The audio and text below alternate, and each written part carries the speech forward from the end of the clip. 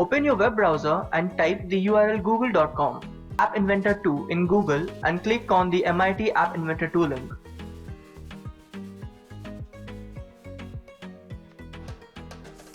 Sign in using your Google or Gmail account. This is the MIT App Inventor 2 interface. Click on Start New Project, which is present at the top left corner, and type the name of the project and press OK. A new window opens, which is the app designing interface. Under the palette toolbar, there are various components like User Interface. Under the User Interface, you have components to design the app. Layout, which is used to arrange the components.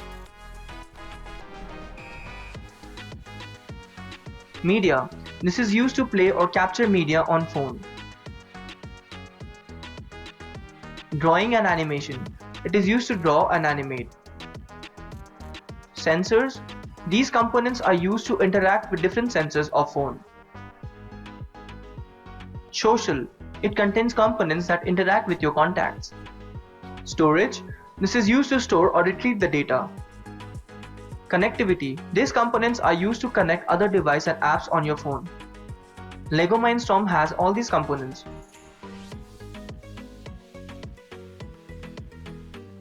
Experimental has Firebase DB, which is the beta version, and the extensions are used to import additional extensions into the interface. Under the project menu, you have the following options, that is My Project, Start New Project, Save Project, Delete Project, and etc. This white area is the design interface. On the top left side of the design interface page, you will find the name of your screen. You will be able to see the screen properties on the right hand side of the page. Under the properties, you can see About Screen option, where you can define your project. Below About Screen, there is an Align Horizontal option through which you can position your objects in 3 positions, that is right, center, and left. And Align Vertical will help you position in 3 orders, that is top, center, and bottom. You can also name your app by typing the name under App Name. You can change the background color by clicking on the color box and selecting the desired color of your choice. But for now, we will stick to the white color background. In background image, you can upload an image of your own choice by simply clicking on Upload File, choose Image, select Image and press OK.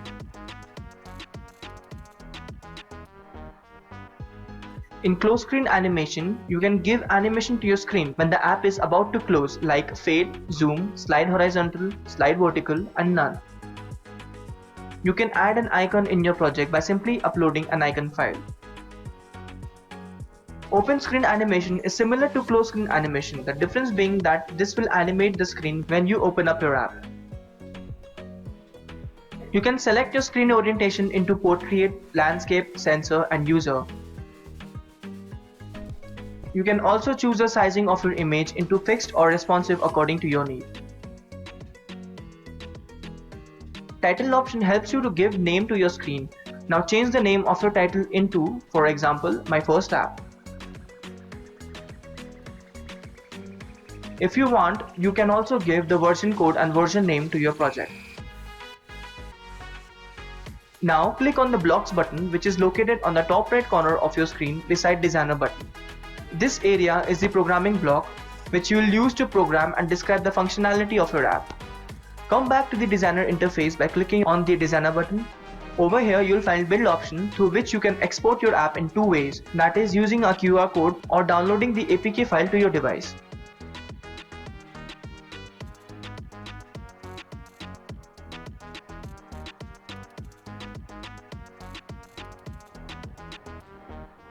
Let's build a text-to-speech conversion app.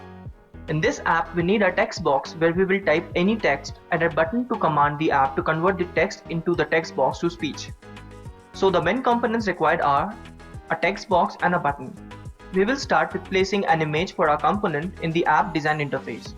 We will be placing the components in a layout frame. So first drag and drop a horizontal arrangement layout into the design interface and set its width to fill parent design frame.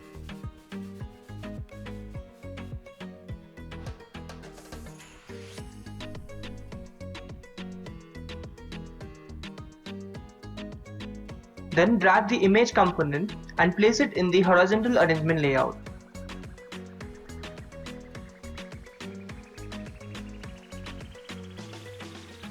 Click on the image component and navigate to its picture property. Click on upload and upload a picture of your choice.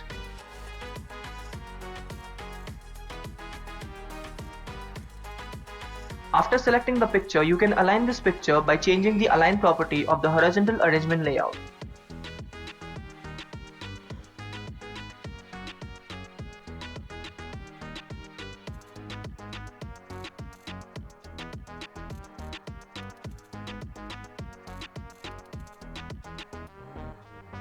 Similarly, we will be importing a text box component in a horizontal arrangement layout and position it in the center. This text box is to write any text which needs to be converted into speech.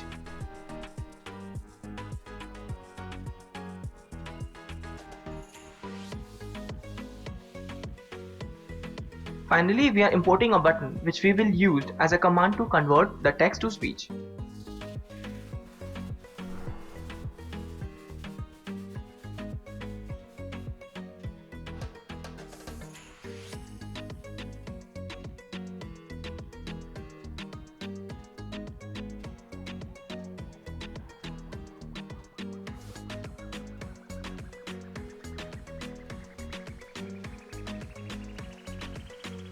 With this, the design of our app is done.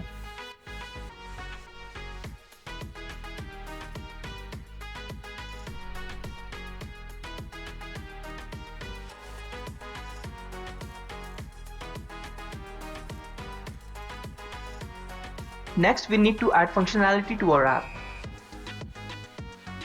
To our app, we will be using programming blocks, that is a feature of this App Inventor. For this, first go to the blocks section.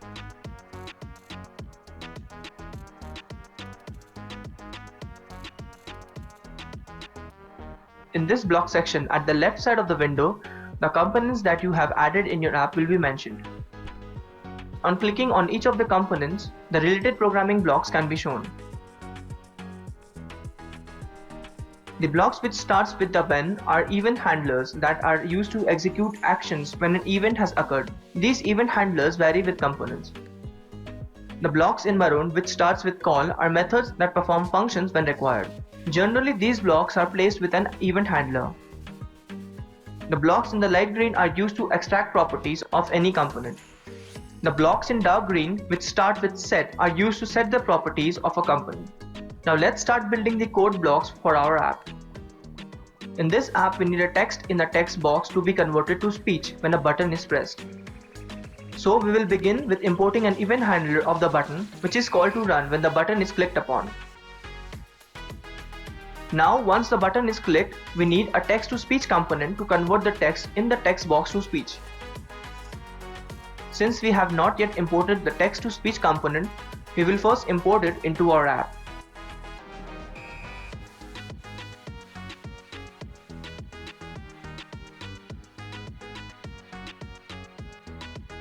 Then go to blocks and import the speak message block of the text to speech component, which is a method of the text to speech component.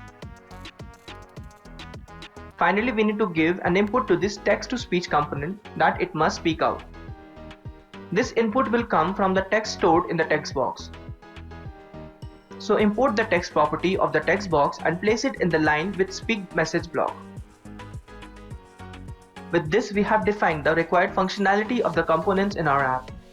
Finally, you can compile and build the APK file for the app, which can be saved to your computer or directly installed on your phone by scanning the QR code. In the next session, you will learn to build a speech recognition app using this interface.